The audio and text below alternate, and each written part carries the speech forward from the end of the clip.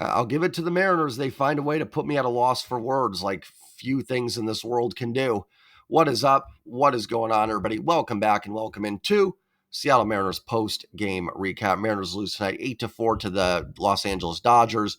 They get swept in LA, and the Mariners are now back to 500 on the year at 64-64, 5 games back in the American League West. First time since, I believe, the series in Texas earlier in the year, in Texas, in April, that they have been at 500. So just crazy. They've built up the record above 500, just dropped back down, right back to square one, under 500 if they lose on Friday. Just crazy. Before we go any further, do me a favor. As always, smash the like button. You guys do it all the time, and guys and gals, I should say. Truly appreciate it. But if you guys can continue to hit the like button, it helps out the channel tremendously. Comment your thoughts on the team down below. And if you're new here lurking, hit subscribe. I'm about 25 subs away from 4,100. My next little goal on the road to 5,000. The post-game recaps will be here for you guys every night, even if this team does get eliminated or drops complete. I mean, they've kind of dropped themselves out of contention, but you know what I mean, to the point where it's truly just, we don't even care anymore. I will still have the post-game recaps up. Some of you may be at that point, I'm not even caring anymore, but I think you know what I mean. I'm not going anywhere. I'll still be here breaking down each game. This isn't, to me, the series that really is the gut punch. The Dodgers are a really good team. You'd like to find a way to win one at least, or win the series for sure. But it's Detroit. It's Pittsburgh. It's the Angels. Those are the ones that killed you. This is not the one that I'm going to look back on when we're talking about the 2024 Mariners and really go, oh man, they got swept by the Dodgers. This is the equivalent of, you've been beat up in the bar fight and someone comes over and just kicks you. That's what the Dodgers did. We were already on the ground beaten up. It doesn't feel good. It stinks. You'd like to avoid that kick if you can, but it's the Tigers, Pirates, Angels, Marlins that delivered the black eye, the bloody nose, the broken nose, the broken rib, whatever it is. They're the ones that delivered it. The Dodgers just kind of came in and gave us a little kick. Like I said, it hurts, doesn't feel good, but it's not the one that I'm going to be, when I go to the hospital and explain what happened. I'm not going to mention the kick that much. I might, just, I'm a little salty, but you know what I mean by that. And truthfully, to an extent, for the first two games, as frustrating it is, I know a lot of people don't want to hear this, but Mariners were actually pretty competitive with the Dodgers. They were tied going in the bottom of the seventh in game one of this series with Brian Wu throwing a shutout. They were 7 outs away from a win yesterday. Not as competitive today, certainly, but you wonder if Rivas doesn't make that error in the third inning. Maybe this outcome changes. I think there was a couple errors too by Rivas. Did I say Rojas? I meant Rivas. Maybe that changes the tide a little bit. Now, you made the error. It happens. I'm not trying to claim the Mariners should have won this baseball game. They shouldn't have, but it might have been a little tighter without that. But, pitching not sharp today. I don't think Logan was quite as bad as the numbers will indicate, but, he certainly wasn't at his best. Again, kind of like in Pittsburgh, first couple innings, really good. Looked like we might be getting 7 shutout innings from Logan. And then it just kind of became unraveled. Listen, you can't make errors when you've got Shohei Ohtani and Mookie Betts coming up behind, after the error. That's going to be a nightmare. You can get away with that against certain teams. Not that the Mariners have gotten away with it, but you know what I mean? But it's just even magnified when it's Ohtani and Betts coming up next in the lineup there. It's just Dodgers lineup you can't give extra outs to, because they're going to kill you. Then Trent Thornton comes in. Thornton's just been brutal for the second half of the season, and don't really know what happened, because in the first half, Thornton's always had flaws, never been a perfect reliever, but I thought he was always pretty solid. And now he's just dropped off into a DFA type candidate. I thought going to Thornton with the bases loaded there in that fifth inning was odd, because you go to Thornton in a game. Listen, I don't think the Mariners are going to win this game regardless, but you're down 5-1, bases are loaded. You go to Thornton there, gives up the bases clearing double to Muncy. Then you go to JT Chargois when it's a 6-run game. Chargois is better than Thornton. So if you're going to use Chargois, use him in that spot. Again, I don't think it would have made a difference. I don't think they would have won the game, but, or go to Taylor, let the kid have a shot at it, right? Be like, hey man, here's a tough spot. Let's see what you got. If he gives it up, he gives it up. But I just don't get going to Thornton there. I'm not going to harp too much on a game that was out of hand in the fifth inning pretty much, but just again, what's been happening. Scott has buttons to push, and he pushed the wrong button again. It's just kind of par for the course. And I wouldn't be shocked if there's a managerial change tomorrow. This is the last chance they have to do it this season, right? Like, you just had a brutal 1-8 road trip. You have a day off tomorrow. Usually these things always happen on a day off. You're coming home, schedule gets a little lighter. And I know GMs, front office people like to give interim coaches sort of that softer landing, like, hey, because this will look better if you can beat these teams. Not that the Giants truthfully, Giants have a better record than the Mariners, but they're not the Dodgers level good, essentially is what I'm trying to say. So it's a more winnable game. If they're not going to do it tomorrow, they're not going to do it in the season. Like, I think tomorrow is just kind of your last chance, because eventually you're just going to be at the point where there's just not enough games left. Now, I don't think there's enough games left for them to make a rally here. I don't think they're going to come back regardless of what they do with Scott here. But I mean, eventually it's just like there's, because if you don't do it tomorrow, you're not going to do it on the homestand. Then there's 28 games left. At that point, whatever, just ride it out. I think it's very possible, though, that they make the change tomorrow. I would say I'd put odds like very 50-50, though. I don't know. I could see them thinking that we're just going to let Scott finish out the season.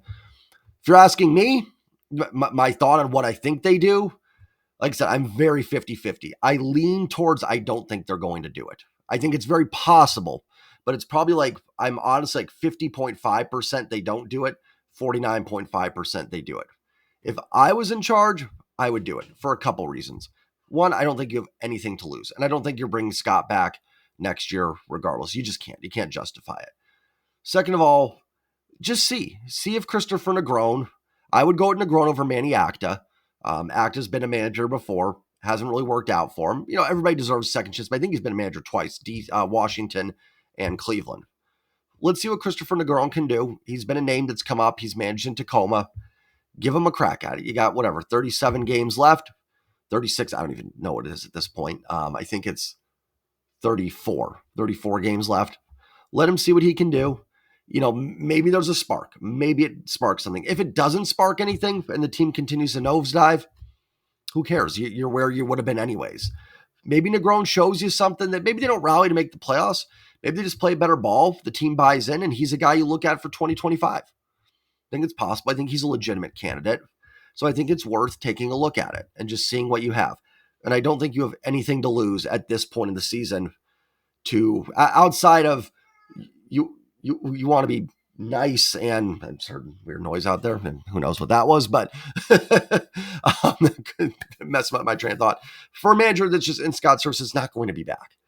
I mean, again, unless this team, I think minimum goes on like an ALCS run, which, yeah, okay, sure, if that happens, he's not coming back. So why not? Why not just pull the trigger on it and do it? It's a very Band-Aid fix. I don't think it solves all your problems by any means, but you can't solve all the problems here in mid to late August. And at the end of the day, I mean, this was a team that had a 10-game lead in mid-June. We're heading into September, and they're almost out of it. Like, they're almost at the point where I don't even want to watch. Honestly, if I did not do the channel, I would still follow them, but I'd probably be either doing more with the fam, going out more, doing more things, or playing some college football 25 and just kind of having the game on my pad while I play, something like that. That's what I would literally be doing. But, I have the channel, so I try and I don't think it's fair for me to do these recaps and not watch the game for the most part. There's obviously games I can't always get to, but you know what I mean? I want to watch it for you guys so I can break it down a little bit better. You can't survive that. You can't, a head can't not roll with that. I mean, they might finish 10 games out of division. It's not just that they blew a 10-game lead. It's not that we got to like the last week of the season and they blew it. They might get steamrolled in the AL West. They might not even be a blip on the radar at the end of the year. I mean, that's how far it's fallen. The fact that we're not even in September yet, most fans are kind of like, done. That's a collapse of historic proportions. And it's multiple responsibilities. And I know I've said it every video, but I just don't know what you have to lose at this point to make the managerial change. Doesn't bring me joy to talk about that. These are human beings that are, again, working hard, I believe, to do what they need to do as best. In some ways, instead of firing, we could say relieved of their duties because Scott gets the relief. Go off, enjoy your family, enjoy, put the money in the bank and just enjoy it. Don't worry about this team anymore. It ain't your responsibility. And put the onus on Jerry, Justin, and the players to see if something can get fixed. And like I said, maybe Christopher Negron can rally the troops a little bit. Again, I don't think it's going to change the outcome of the season to make the managerial change, but I also don't think you have anything to lose at this point. So let's dive into the box score a little bit here, and then I'll get out of here. If I can click on box, there we go. Logan Gilbert, 4 2/3, 7 hits, 8 runs, 6 earned, 2 walks, 7 Ks. Really kind of a weird outing for Logan. Obviously not good enough. Listen, the pitching hasn't been, I'm not going to sit here and blame the pitching, but, you scored 4 runs today, some of that in garbage time. Logan was not good enough tonight. Even in Pittsburgh in that game, it wasn't awful by any means, but just wasn't quite good enough. And that's kind of been where the starting pitching has fallen now. They've gone from dominant to more solid, but not like Bryce Miller yesterday, another perfect example, right? Was he horrific? No, but you needed them to go deeper in the game. And Logan just wasn't great today. The error hurt, right? I mean, he's out of that inning. That might have changed the whole outcome of the game. But like we said in Boston, right, with Logan, when he didn't get that strike 3 call, brutal. That cost him the inning. But you do have to work around it a little bit. It's hard with Ohtani and Mookie Betts. Again, I'm not trying to lay this on Logan. Logan is by far, out of everybody on this roster in this organization, I think Logan Gilbert is if you had A tier for blame, meaning they get the most, or S tier for blame gives you the most blame. A is second, B is, and so on down. Logan would be in the Z territory in terms of people that deserve blame, but was not good enough tonight. Let down by his defense, but all seem to be better. Like I always say with a lot of things, both things can be true at once. 7 strikeouts is nice. Like I said, started out the game really well. I thought that 1 run may even hold up. That's how good he looked in the first 2 innings, but I feel like we've said that a lot. Like I said, that happened to him in Pittsburgh as well. So definitely disappointing. Trent Thornton was awful, didn't give up an earned run, but he might as well have allowed every inherited runner to score. Chargois was really good. Again, inning and 2/3, a hit and a strikeout. Again, I don't really get not going to him if you're going to use him in that spot where Thornton came in. I literally would have reversed it. I would have gone to Chargois there, get out of it 5-1, maybe a rally 5-1. I don't think they would have, but more likely. Whereas then you can bring in Thornton later when it's 8-2. So I thought that was, again, just another, Scott's got 2 choices to make here, and he hit the wrong button. It's kind of been the microcosm of the season. That's not all his fault. The players have got to execute, but you do have to try and put your team in the best position to win, and just it's not happening. Troy Taylor, I believe, worked a shutout inning. Yes, he did, with a strikeout. I would have even gone to Taylor, like I said, in that spot where Thornton was. Give the kid a tough test, right? Kind of be like, hey, let's see what you got. Show a little moxie, get out of this inning for us. And if he does, you boost his confidence big time and he shows maybe he can get some big outs. Then again, go to Taylor, then Chargois, or Chargois, Taylor, and use Thornton or something in the 9th inning. So, nice inning, though, from Taylor. Offensively, the Mariners muster 9 hits, 4 runs. Luke Raley was 1 for 4, also made a great catch, not diving, but a great catch in center field. Mitch Haniger pinch hit, had the home run. Mitch's actually hit lefties a little bit better here the last few weeks. I mean, I would say good to see. I don't know if it's going to mean anything. Julio, rough game, 0 for 5 after coming back and looking pretty good for a little bit there, hitting the ball hard, getting on base a little bit. Julio's had 2 rough games in a row. Did just miss a 3-run home run, but it only would have been out in one ballpark. It would have been out in Houston. It was hit hard, but it was definitely off the end of the bat a little bit. So, listen, when it's all said and done, a very disappointing season for Julio, only 22 extra base hits. Obviously missing a couple weeks hurts, but, a big reason why this team is disappointed is just that Julio has not been Julio, the Julio of the last 2 years. I don't think there's a single guy in this team outside of the pitching staff and maybe Cal that has done what we needed them to do. But definitely, and listen, Julio's going to be here next year. You're absolutely, the buck has to kind of stop with Julio to an extent. This team will go as far as Julio Rodriguez can take them. That's probably going to be the case in 2025 as well. So you are going to have to get a bounce back. If you want this team to get to where it has to be, Julio's going to have to be a big part of that. So going to need him to be better, certainly down the stretch and next year. Cal was 1-for-5 with a run scored. Randy Arozarena was 1-for-3 with a walk, 2 runs scored, and a hit by pitch. Him and Jack Flaherty got into it a little bit. Randy just missed a home run, I think, was it in the first inning or the second inning? Well, it would have been in the first inning. No, it was in the second, right? Who cares? I think it was in the second inning. And then Flaherty hit him on a 2-0 pitch. I don't think there was any intent there, but here's the thing from the Mariners' perspective. You're done right now. You're in a massive losing streak. Your season's collapsed. You're in no mood for any of it. If I was in Randy's shoes, I would have kind of looked back to him like, dude, are you kidding me? You kidding me right now? Like, listen, I should say this. The Mariners should probably just take the free base runners and not complain too much. But, man, I would not test this team, right? I said it on Twitter. I would not test this team right now. I'm not talking in terms of baseball. Test the Mariners in terms of baseball. You'll probably turn out with a W.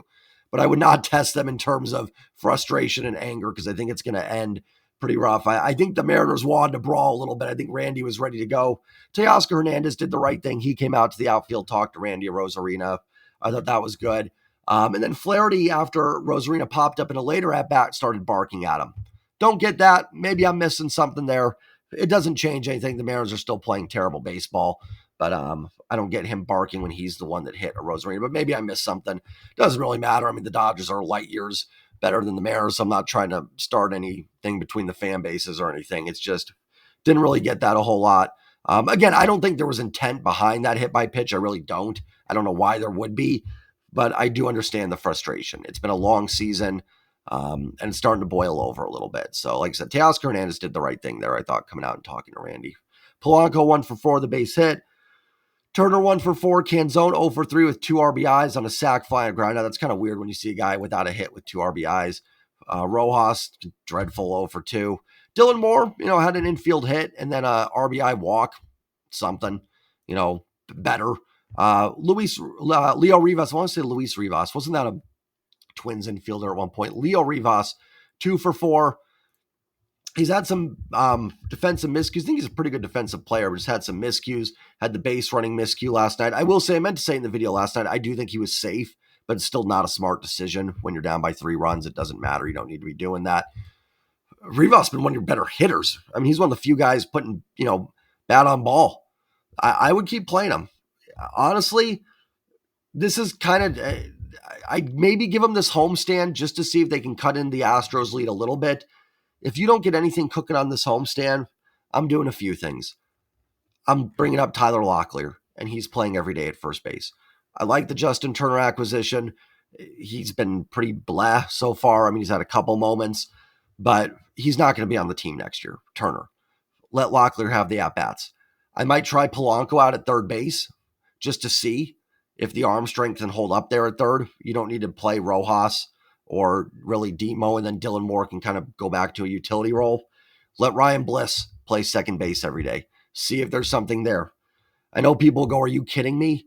But I'd let Dom Canzone have all the outfield at-bats. You need to see if there's something in that guy. You need to see if him playing for, and I'm not saying if he plays well for 30 games, it's just, oh yeah, he's your everyday guy. But see if there's something in there. See if playing every day, there's a player in there that is of value to this organization. I don't think any of that's going to make you better. I would expect Turner to probably be better than Locklear. I don't even know if Bliss would be that much better than like what Rojas would give you value-wise, but let him play. I think this homestand is kind of the last shot. Again, I want to be clear. This isn't because people are going, Jay, give up, it's over. This isn't I'm still holding out hope. It's just that, you're still in a shot where let's just see what this homestand is. If you can have like a 4-2, 5-1 homestand, maybe you cut the lead to 2 or 3, maybe we can cook a little bit here. But if this homestand goes awry, there's just not enough games left at that point. If you're 5-6 back after this homestand, I'm letting the kids play for 25, 20 games, maybe even Cole Young, maybe. I don't know. That one I'm not quite as sure on, but for sure Bliss, for sure in my opinion, who else? Locklear. Does sound like JP Crawford may be close to coming back. Not that JP's had a great year, but maybe getting the captain back in there. A little bit of an emotional, spiritual leadership will help a little bit. Trying to look at some positives. I always try to do the glass half full. I mean, there is still a path. The Astros do have some tough games. They're on a tough road trip. I think they go to Baltimore and Philly. Then I think they get Kansas City or something like that. you've got the Giants and the Rays, who truthfully are probably better than the Mariners right now, but they're not so much better. This isn't a homestand that you could do some damage on this homestand. Maybe I'll keep saying it. Your best hope, and again, not a prediction, but just your best hope is you get to that last series against Houston 2 or 3 games back. Maybe you do something in there. Do I think they will? No. Do I think they're going to get to 2 or 3 back before that homestand? Very unlikely, just with the way they're going. I mean, eventually this team does have to win a game, right? I mean, they're not going to go 64-98. Cue the clip and, I'll load that as a short if they do go 64-98. But, they got to win a series eventually. The hope is essentially coming from the fact that it can't get any worse. But man, I've said that a lot and it's gotten worse, so I don't know. That's the only thing I can really cling to at this time. If you're still wanting the optimism, if you're not, then I think it's probably done, but we'll see. So, as long as they're playing games, they're not officially eliminated. I'll give little sliver of hope, like I said, that about that much of a sliver. Maybe it's actually probably closer to that, but we'll see if there's a managerial change tomorrow. I think it's possible. Like I said, I'm 50.5%. They don't do it. 49.5% they do it. Again, that's my prediction of what I think they're going to do. I would pull the trigger, but I'm not in charge, so I cannot make that decision. If they do it and I'm at work, I'll do a quick short, just updating it. And then me and Mariner Sir will be on tomorrow. We'll talk about it. We'll break down what we think. If anything, it would just give a little shot of life, right? And it's not that's probably not totally fair to Scott, but it would just give me a little bit of okay, I'm curious on Friday. Let's see what Christopher Negron can do. Let's see. That would be it. That's all I've got. Mariners lose, get swept, back to 500, back to square one, 0-0. Take care, everybody. Remember to like, comment, subscribe. And as always, go Mariners. Peace.